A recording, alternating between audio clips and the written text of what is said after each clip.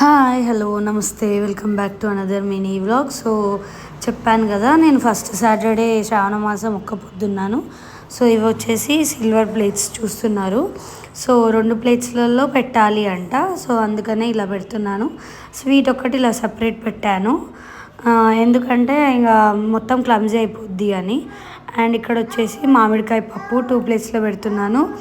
And బెండకాయ curry, onion లేకుండా పెట్టాలి కాబట్టి దేవుడికి అది ఆల్మోస్ట్ మనం కర్రీ చేసిన ఫ్రై లాగా వచ్చేస్తుంది. అండ్ చింతపండు పులిహోర అండ్ దద్దోజనం.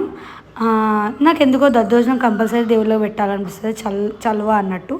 అండ్ పచ్చన్నం మీన్స్ బియ్యము, పసుపు, పెసరపప్పు వేసి వండాను. అండ్ ఇక్కడ వచ్చేసి పచ్చి పులుసు, ఒక రైస్లో ఒక సైడ్కి అలా పెడతారు. మా మమ్మీ అలానే పెడుతుంది, నాకు అదే అలవాటు.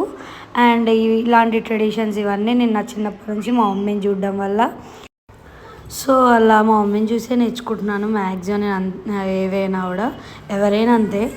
అండ్ ఇక్కడ వచ్చేసి స్వీట్ మీద కొంచెం నెయ్యి వేస్తున్నాను.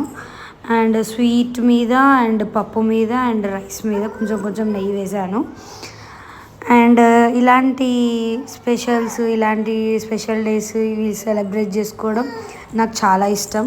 ఏ చిన్న విషయాన్నైనా నేను చాలా ఎంజాయ్ చేస్తాను. అది కొంతమందికి ఇష్టం ఉండదు, కొంతమందికి ఇష్టం ఉండదు, బట్ నేనైతే ఎంజాయ్ చేస్తాను. మా మమ్మీ కూడా అలానే చేసేది అండ్ నేను అలానే చేస్తాను. చిన్న అకేషన్ నేను ఎంజాయ్ చేస్తాను. కొత్త చీర కట్టుకున్న, చిన్న నార్మల్ చీర, నార్మల్ డ్రెస్ వేసుకున్నా మేము ఎంజాయ్ చేస్తాం.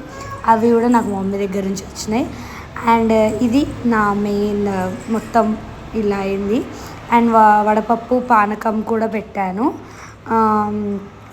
ఇలా జరిగింది నా ఫస్ట్ సాటర్డే. మీది కూడా ఇలానే జరిగిందా?